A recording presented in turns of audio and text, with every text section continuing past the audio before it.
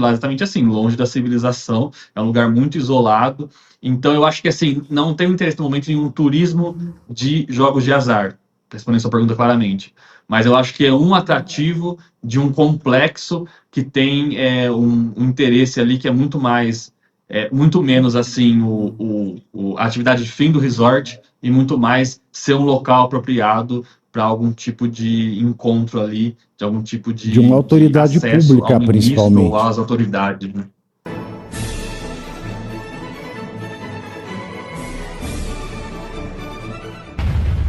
Master, né? Exato. Sam, eu vou passar para uma pergunta do Segré e do Cláudio Caivano. Você nos permite mais esse tempinho? Claro. Aliás, eu ia dizer isso no final da nossa conversa, mas desde já, parabéns por essa reportagem. Foi algo magnífico, né? Dá saudade de ver o jornalismo investigativo ter esse destaque no Brasil, né? A gente está cansado de ver matérias de diz que me diz, mas quando vem o jornalismo investigativo de verdade, a gente sente orgulho, né, de fazer parte da imprensa. Parabéns desde já. Segré. Sam, parabéns, um ótimo trabalho que vocês fizeram. A pergunta está focada no cassino.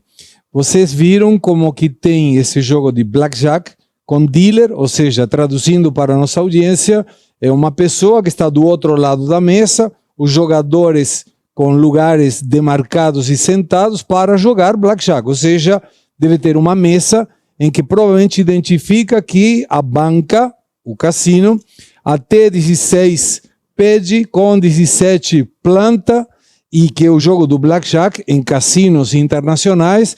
Mas como era a metodologia? Tinha ficha, era dinheiro puro, ele orientava a explicar o jogo, como funcionava essa parte do cassino?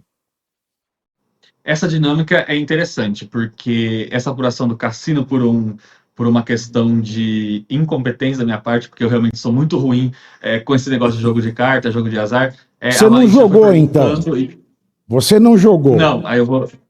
Exato, eu não joguei. Tá. A gente não jogou, na verdade, porque, como eu disse, não tinha gente suficiente para ter o jogo. O que a gente conseguiu foi arrancar do funcionário do cassino que o jogo acontecia frequentemente e que tinha até gente interessada, mas não tinha um mínimo ali para fazer acontecer.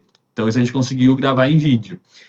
Mas aí o que acontece? Conforme ela foi conversando com ele ali e a gente jogando a tal da raspadinha virtual, que no fim das contas é um caça-níquel, né? É a mesma coisa, pelo menos na aparência, o governo disse que fiscaliza e tal, mas enfim, aí é outra questão. Eu fui vendo ali como era o ambiente. Então, de fato, tinha uma caixa com aquelas fichas verde, branca, sabe? Igual a gente vê no cassino mesmo, assim, não tem como chamar de outra coisa.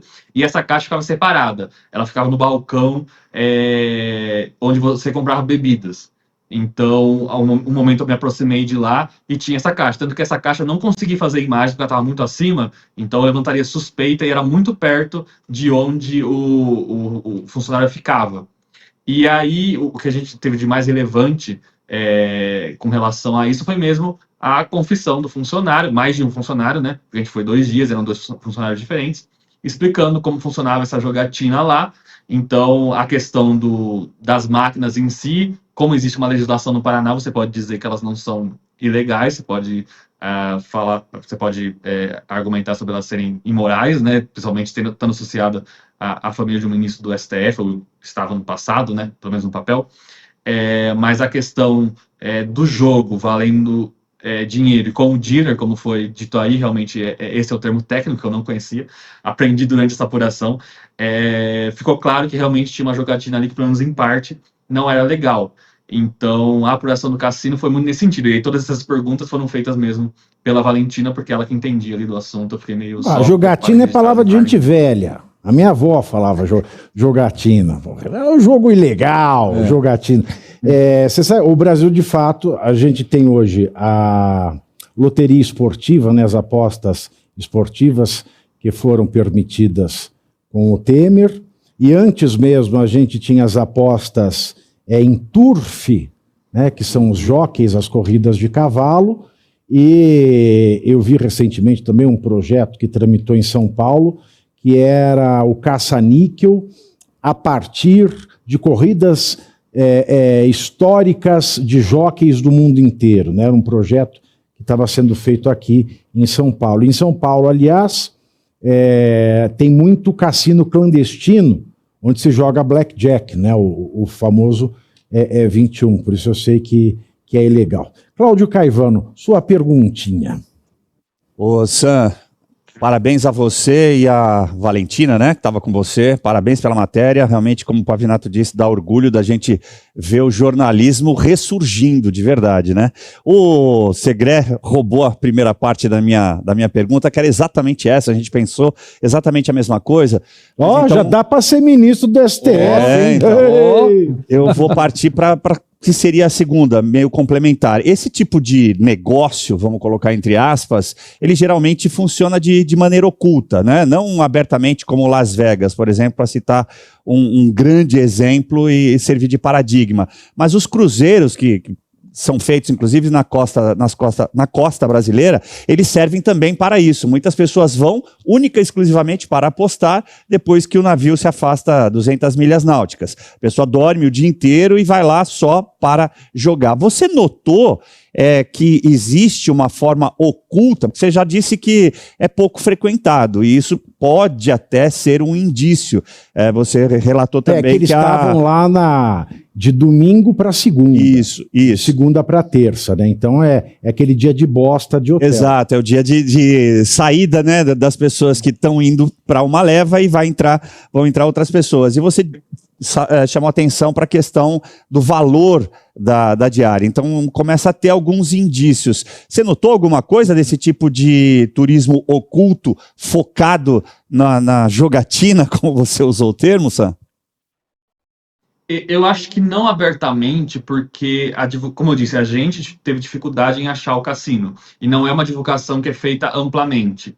Eu acho que a fala do funcionário revela muito, porque ele disse para a Valentina que aquilo ali estava em fase de testes, para posteriormente se expandir e ele estava, inclusive, aceitando feedbacks. Como eu disse, ela é entendida do assunto, ela foi repassando coisas ali, tipo assim, supostas dicas, ela foi falando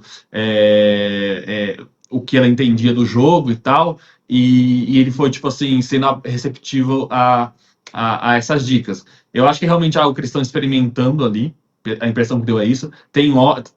Estão tendo obras ali para mais salas de jogos, isso nos foi falado, não necessariamente a sala desse tipo de jogo, mas jogos em geral, enfim, está tendo uma ampliação ali do cassino, mas de maneira geral, os investimentos na região, tanto do advogado da JF, né, quanto do que seria o novo dono do empreendimento, aí, pelo menos no papel, né, quanto, enfim, dos próprios irmãos, do ministro, eles existem ali e eles estão em uma crescente.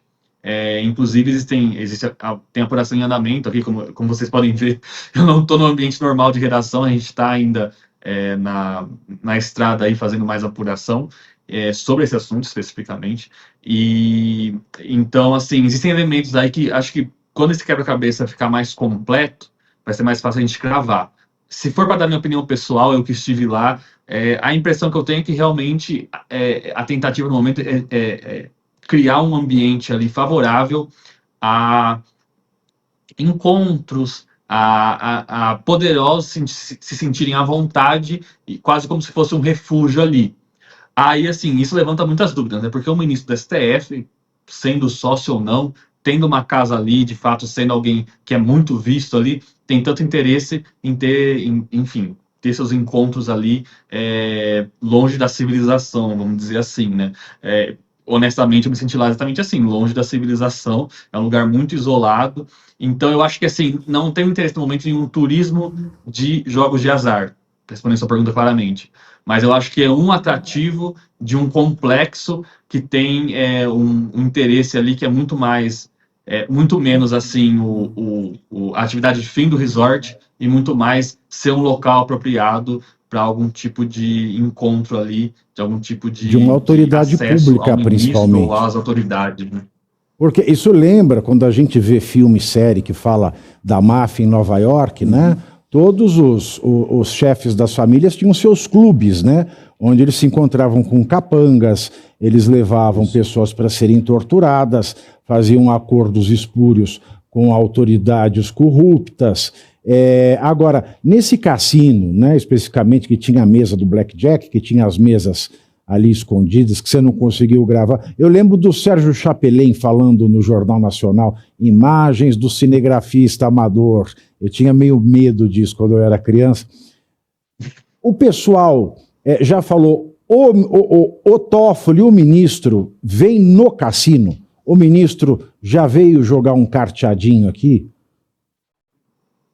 No cassino não, mas tem o...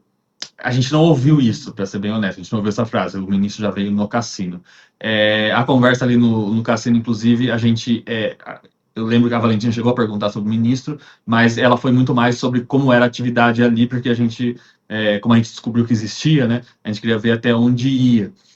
O que acontece? Conversando com outros funcionários fora do cassino, eles disseram para a gente que o ministro vem e ele fica, como ele, enfim, ele está com seu efetivo de segurança e ele é tratado pelos funcionários, pelo menos, a gente pode cravar como dono do lugar, existe uma certa reverência ali. Então, o ministro, a gente tem essa gravação, né? Um funcionário fala pra gente, aquela conversa foi, sei lá, era quase 11 horas da noite, estava acabando o turno deles ali. E ele disse pra gente que assim, não, o ministro fica sempre isolado ali, a gente serve ele, mas ele fica sempre na dele. Então falaram que não é um cara assim que interage muito, ou que é muito educado, é um cara que fica mais na dele, e é um cara que as pessoas têm ali um respeito adicional por considerarem ou consideravam o dono, né? Então, a gente viu, inclusive, que tinha uma certa confusão dos funcionários em entender quem de fato era o patrão deles, porque eles se referiam ao Humberto, né, como o cara que a gente respeita hoje, o cara que dizem que comprou. Mas, assim, é muito estranho que o próprio proprietário não chegue nos funcionários, assim, eu sei que minha chefe chama-se Lilian Tarran, e esses funcionários não sabem quem são os chefes dele, tipo assim, é uma coisa um pouquinho estranha, para dizer o mínimo, né? Então, eu acho que ele também não frequentaria esse tipo de área do resort, porque ele de fato tem uma postura mais isolada ali, embora eu recebi esses relatos, inclusive depois da publicação da matéria, de pessoas que frequentam o Taiaiá, de que quando o ministro está lá tem um fluxo intenso de helicópteros no heliponto. Tem um heliponto no resort, que é a melhor forma de chegar, não foi o nosso caso, infelizmente, mas tem um heliponto ali e existe um movimento grande. Uma dica, alguns pelo amor de Deus, vocês fazem essas matérias, não me entrem em helicóptero, avião, não me entrem em avião particular, fujam, viu? Fuja, porque teoria explica a prática. Tá? Então, fuja de helicóptero. Eu recebi esses conselhos no Twitter, mas eu estava lendo em voz alta, me mandaram para de ler, porque, né, enfim, é um pouquinho assustador, mas pode deixar, a gente vai tomar cuidado. Eu não entro nessas furadas aí. Sam, muito obrigado pelo seu tempo, viu? Sei que você está exausto, obrigado por dedicar esse tempo aqui a nós no Pavio Curto.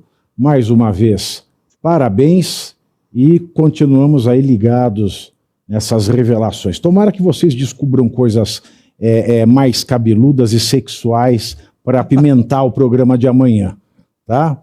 Porque pauta que rende é sempre bom, tá bom? Um abraço, meu amigo. Okay. Boa noite. Um abraço, pessoal. E não esqueça de conferir o vídeo sobre a casa, né, que seria a empresa. Já está no site? Já está aí no canal.